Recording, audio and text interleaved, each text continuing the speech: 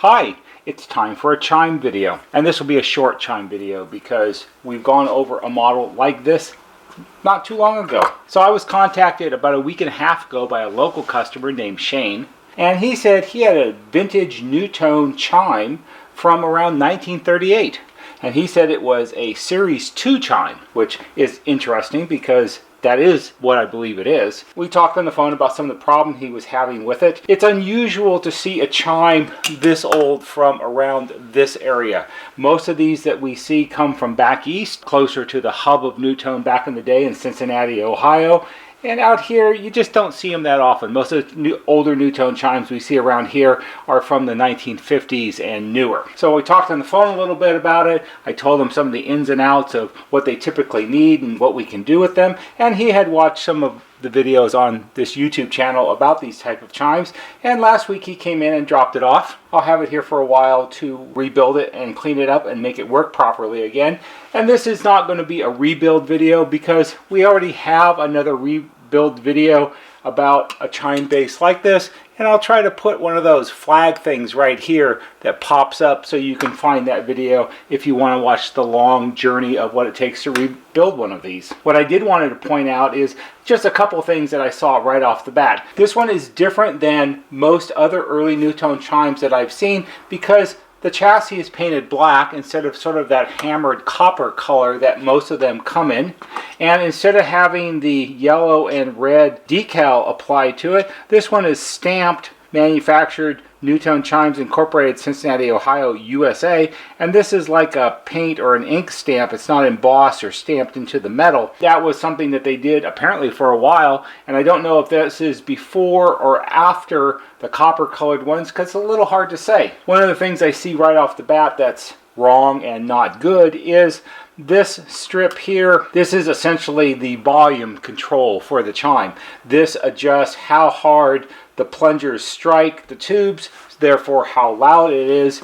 And someone has had a go with this because one, the windings here are all jammed on top of each other, and that's wrong. They're all supposed to be separated by a very small gap as it's wound around the Bakelite strip. And also somebody's added copper to this, and that kind of defeats the point. In fact, if we do a quick continuity check, if we touch the probes, you can hear it beep. Now this should all be insulated from each other, but if we put one on a copper strip here and one up here, we have continuity. So this is actually as if it was just one giant piece of metal or wire there, which defeats the whole point of what it's supposed to do. Also, the adjustment strap here is supposed to be on the top of the windings, not underneath it. So this has perhaps a lot to do with why the chime isn't working correctly. If we turn this around, you can see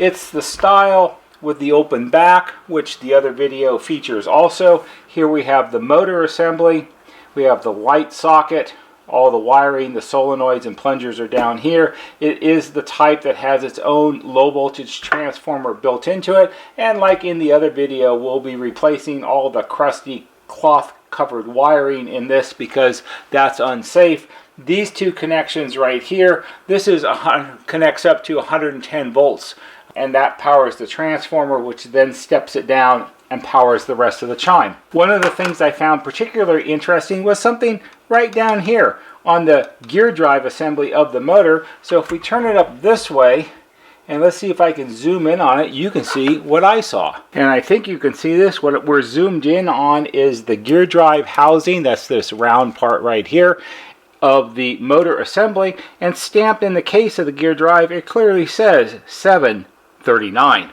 And I'm going to guess that that's a manufacturing date. That would be July of 1939. So that is when, most likely, this motor and gear drive assembly was manufactured. Who manufactured these for NuTone? I don't really know.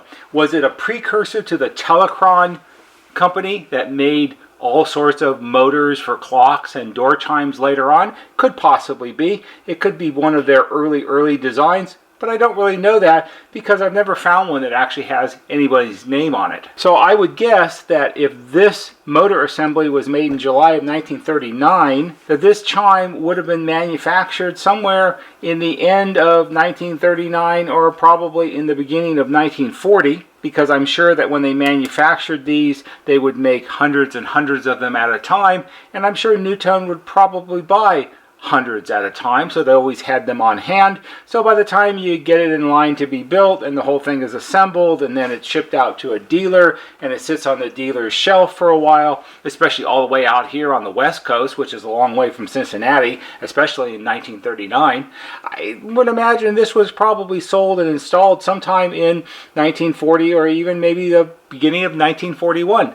Shane told me that where he lives in this particular house, the house is over 100 years old, so it wasn't installed when the house was built. It was added in later on. I don't know what kind of doorbells or if they even had electric doorbells 100 years ago. I don't think they did. So it probably had some kind of mechanical doorbell or maybe one of those big giant door knockers that look like a dragon or something like that. But this is the first time I think I've ever seen a NuTone, early NuTone chime like this that had any kind of date code on it to give us an idea when it was made. So what are we going to do with Shane's door chime? Well, we're going to do what we normally do. We're going to rewire the inside and put proper modern wiring in it so it's safe. We're going to service the motor and gear drive assembly. We're going to clean up the contact assembly here. We're going to replace this altogether because this is just a mess and we have the ability to make replacements here. Fortunately, the Bakelite strip is in good shape, so we might be able to reuse that. I might actually make a video that shows how we build a replacement for this out of what we have here at the shop. We'll clean up all the solenoid tubes and plunger assemblies, make sure the tips are in good shape, and it should be good to go. It's in pretty good condition. It's got some paint and stuff on it, but like I tell everyone, what we do here is practical chime repair. We're not making a 100-point restoration, but we will make it work just like the day it was made, maybe in 1940. That was a long time ago. There'll be some other short videos about this as it goes along, but that's really all there is for today. I hope you found this interesting and perhaps helpful. If you did, please give it a thumbs up on YouTube because that always helps. If you have questions or comments, please leave them down below in the comment section. I do read and answer all of them, so if you have a question or something to impart to us or have some additional information, let everybody know. That's how we all learn. There'll be a banner right here that shows you how to subscribe. Go to our YouTube homepage, click on the bell, and when you click on the bell, click on it to receive all notifications, and every time we post a new video, you'll get a notification and you can watch it. That's all for today. See you on the next video.